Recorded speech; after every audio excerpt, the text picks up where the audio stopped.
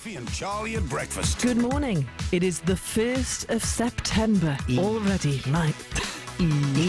Pet. Join the conversation for the next hour. We're talking about e-cigarettes because smoking rates higher in our region than anywhere else in the country. However, the rate is falling all the time. E-cigarettes are taking a lot of the credit. E-cigarettes. In a TV first tonight, Inside Out goes to the lab to investigate exactly what's inside them and unwrapping the arguments surrounding them. Join in with our argument today. Do you trust e-cigarettes? 0191 232 6565. We'll also be talking about the Asher King story. This is a 5-year-old boy with brain cancer. It's taken another turn today, this story.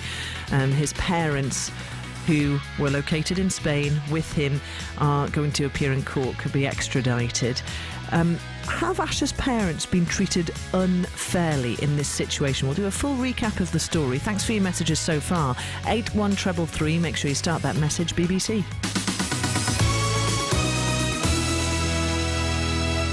Plenty of ways to get in touch. We love you to phone us. We love to hear your voice. That's the number one way. 0191 232 6565. But you can tweet, you can text, you can email. We'll try and get through as many of those messages as we can in this hour. Yes, so the past 2 years, the number of people using e-cigarettes has tripled to just over 2 million. And tonight, the BBC Current Affairs programme, Inside Out, looks at e-cigarettes and what's in them. As we have found out many times on this programme, they completely divide opinion. Dr. Graham Burns is a respiratory physician. He's based in the northeast, and he's got a problem with them. It took us several hundred years from Sir Walter Raleigh introducing tobacco into this country to figure out that cigarettes were bad for us. Now, if we haven't found out all the long-term dangers of the e-cigarettes in the first 2 or 3 years, does that mean they're safe? Absolutely not. They are, as yet, entirely unregulated. So at the moment, if you go out onto the streets, buy an e-cigarette, you have no idea, and I have no idea, what you are putting into your lungs. Well, Inside Out meets one woman who believes e-cigarettes were partly responsible for the death of her husband. Glynis Miller's husband, Terry, died from lipoid pneumonia after oil was found in his lungs 9 months after he started vaping. His doctor did get some of the liquid off Terry to have it analysed and discovered there was oil in it. So yes, he started to think that there was a possible link there. And then obviously when Terry died, he asked for an inquest. And Terry was a real fan of these, wasn't he? Oh yeah, he would tell everybody and anybody who he's seen smoking it, oh, you want to stop them and you want to get one of these. Well, the coroner investigating Terry Miller's death was unable to confirm or rule out that e-cigarette was a factor. Now, tonight's programme tests 4 e-liquid samples. This is the stuff which goes in e-cigarettes. The presenter, Chris Jackson's taking them to be analysed in a lab, and worryingly, in one of them, they discovered it contained a potentially harmful chemical which could cause lung damage. Chris Hunt is a public analyst. He's the one who spotted something in the final sample. What we can see is this black trace at the bottom here is actually showing the presence of diacetyl in this sample. And what is that? Diacetyl is a flavouring. It's a buttery sort of flavour. So it's used in foods, it's used in margarines and popcorn and a number of other food products, but it has this property that it's although it's safe to eat, it's not very safe to inhale. Do you trust e-cigarettes? Let's bring in David from New Harrington, because you've been a long-time advocate of these e-cigs, David. Over 5 years now, yes. Why? You used to smoke quite a bit beforehand, didn't you? I used to smoke 60 a day as well, you know, yeah. 60 a day? And you've gone down to how much? None. Haven't smoked in over 5 years. So only e-cigarettes. Yep. Now, when you've been in the studio, you continue to use the vapour when you're here. Yes. So actually, whereas beforehand you wouldn't have been allowed. You couldn't bring a cigarette in the studio. So has it actually cut your smoking, whichever way you consider it? Well, it's vaping. It's not smoking. It's nothing to do with smoke. We're talking about vapour here. And I don't understand what you mean by cut my smoking. What I have done is to all but completely eliminate the risk of smoking lit tobacco. And there's a point I need to make here before we go any further. The story is only being half told in the news piece that was out there, and it looks as though what's going to come up in the show tonight, because at no point have I heard that cigarettes have been tested for diacetyl.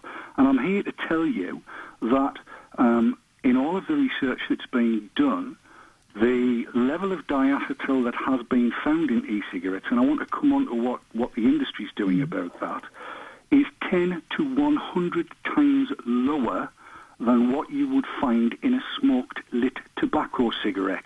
And what I'm hearing here is scaremongering, and it worries me, because this kind of program is going to prevent a lot of people from making the switch from smoked tobacco to e-cigarettes.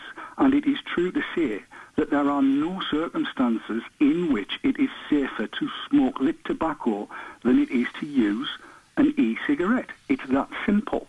But if medics and authorities around the world aren't sure exactly what's in these things, even if you do know what's in cigarettes and it's massively harmful, It's the wrong way around, Charlie. We don't know what's in cigarettes. There are thousands of chemicals produced by the pyrolysis of tobacco. In other words, when you smoke it, you've got no idea what you're putting in your lungs. When it comes to electronic cigarettes, they are very extensively studied.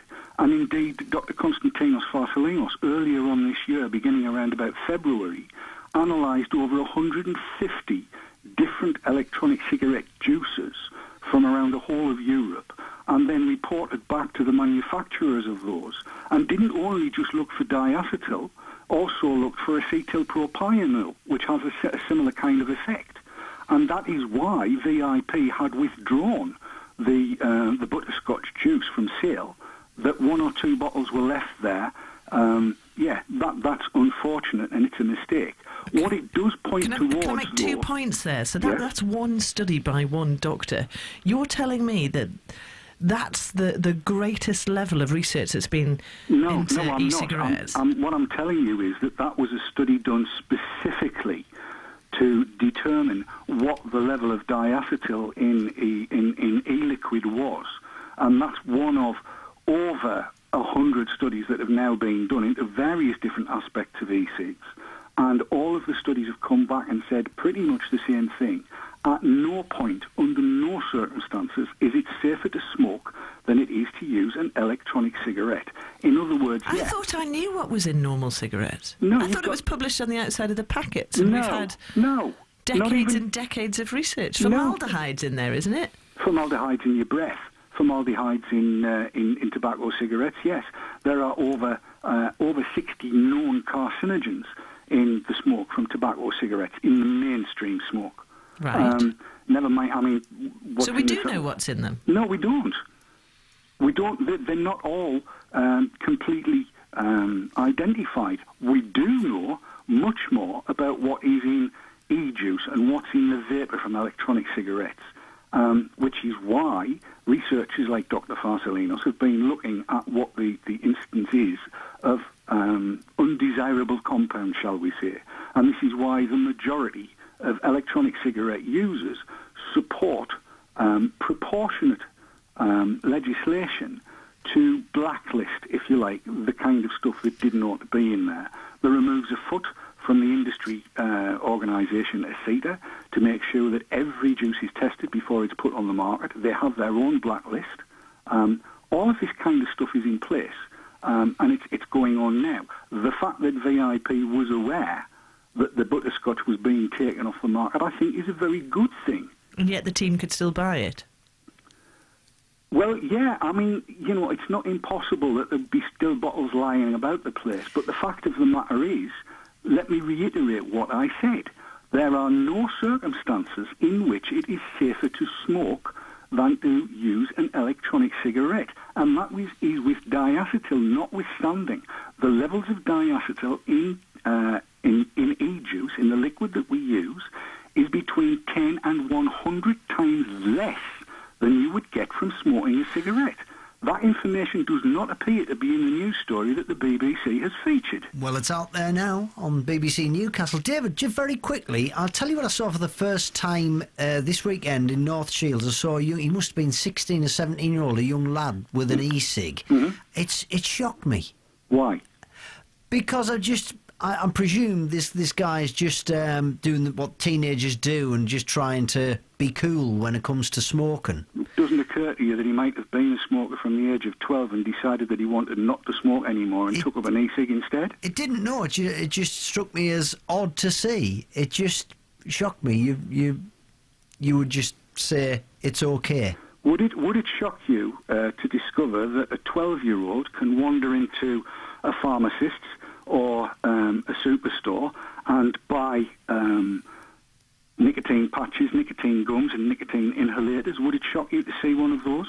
Would you then think, well, he must have been a smoker and he's trying to get off it? David Dorn, always good to speak to you from New Harrington there, e-cig advocate. Your thoughts? 0191 232 6565. More to come on this. The weather in the northeast is not too... The number of people using e-cigarettes has tripled to just over 2 million tonight. Inside Out on BBC. 7:30 investigates e-cigarettes. What's in them? Do you trust them? Give us a call, give us a text, 81333, start your text BBC. We'll also read out some of your Facebook messages in a short while. Let's speak to Ailsa Rutter, Director of Fresh Smoke North East. I don't know whether you were listening to David Dorn, who's obviously an advocate of e-cigs and says they've helped him kick the habit. Ailsa, your thoughts? Yeah, well, I think that's really great to hear. I mean, yes, electronic cigarettes. I mean, firstly, can I just say they're not cigarettes and they're not really electronic. It's a bit of a daft name, really. Right? But, yes, I've heard that. Yeah, but what would you call them? Well, they're definitely not cigarettes, and I think it's more commonly, more accurate to call them vaporizers, really, because it gives off a vapor as such. But that is really great news. You know, we know the majority of people who are using electronic cigarettes are doing it because they're trying to stop smoking, and I think the biggest message that I've got is, 4,000 odd chemicals in tobacco smoke, and smoking's killing 1 and 2 long-term smokers. So we need to do all we can to try and, get people off smoking as such. And they smoke for the nicotine, but it's not the nicotine that kills them, it's all the other chemicals. There are chemicals in e-cigarettes. Medics we've just played some clips from medics saying, we don't know enough about these things yet. Does that not worry you? Yeah, certainly. What concerns us is the fact that there is really no real regulation of these products at the minute. But, the bigger concern to us is the fact that many smokers don't realise that a lot of these, dangerous chemicals and the product that was found, the chemical that was found in the Inside Out thing is called diacetyl. There are much higher quantities of diacetyl given off in tobacco smoke. That's not to say I'm not concerned that they found that in that e-liquid, and I'm really pleased that they've taken that product, off the shelf as such. Certainly we need more long-term research, particularly on the impact on the lungs as such. But Alfie, everything that we know thus far shows that the vapour they give off is much less harmful than tobacco smoke, but we do need much tighter regulation of them. E-cigarettes, they're relatively new. They're still pretty new. It's still hard to know what to do with them because you say the legislation isn't quite in place yet, but you would say, as far as they go, anything is better than nothing when it comes to giving up smoking. I think the best possible thing you can do is to stop smoking and stop as soon as possible. And at the minute, there are products out there that have been approved by NICE, and you can get those from your local NHS Stop Smoking service. If you go to that service, you're 4 times more likely to quit. But, for many thousands of people out there, these products are really helping them, to stop smoking, to reduce smoking. But what we need to make sure is these products are better regulated, that they have as high quality as possible, that they are safe, and that they actually work as such. But certainly we're keeping a very open mind about this. My biggest concern is today, Alfie, 15 local smokers are going to die. They're going to die prematurely because, the minute that they're smoking tobacco, which is the most lethal consumer product out there. Thanks very much for coming on this morning. Ailsa Rutter, Director of Fresh Smoke Free North East. 0191 232 6565. Your thoughts? Yeah, we've been getting contacted right, left and centre. Our next guest, Professor Linda Bauld, saw some of the points that BBC Newcastle had put on Twitter. Linda, you are Professor of Health Policy at Stirling University, and crucially, you've shared some research for NICE on tobacco harm reduction, am I right? That's right, and certainly we worked with Ailsa and colleagues on that issue. Last year, NICE produced guidance on tobacco harm reduction, which was aimed at smokers who find it difficult to quit using traditional methods. So that was cutting down long-term use of nicotine, and we also looked at e-cigarettes, and that's why I'm particularly interested in that issue. Can I raise a few texts that have come up? Because I think these are the questions that people are really wanting. We had David from East Harrington, and he is very much an e-cig advocate. Mm-hmm. Somebody says, your last guest has just switched one addiction for another. If he's still using an e-cig after 5 years, as he is still trying a nicotine hit plus many other chemicals, is that true or false? He's still certainly using nicotine if he's using an e-cigarette, absolutely. And I think there's a lot of concern out there in the public about using nicotine. What the NICE guidance says is that you can continue to use nicotine, particularly in regulated products, for quite some time if you feel that you might relapse to smoking. So that's what I would say on that issue. For some time, but 5 years? The data we have from the studies is just beyond a 5-year period. We've got some new studies which are looking in the longer term. At the moment, in terms of safety and efficacy, I would say 5 years, a little bit longer than that, is what we can be confident about. But again, the alternative, as Ailsa said herself, is relapse to using tobacco, which is the most harmful product. So if somebody came to me and said, I'm using the nicotine gum, for example, I've been using it for 6-7 years, should I be concerned? My advice to them would be no. If you feel you're going to go back to smoking, keep using that product. Okay. This has come in. E-cigarettes are full of dodgy substances, just like the muck and counterfeit cigarettes from China and Eastern Europe. Any truth in that? I think there is a concern out there which is justified about the quality of some of these products, and I know that the case you had in the Northeast has raised real concerns.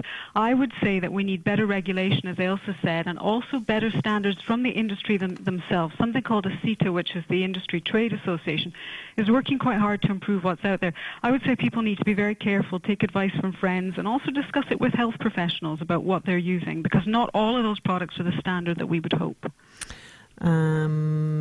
E-cigs, says Jean in Hebburn, good for the smoker, but should the rest of us have to inhale the vapours from them?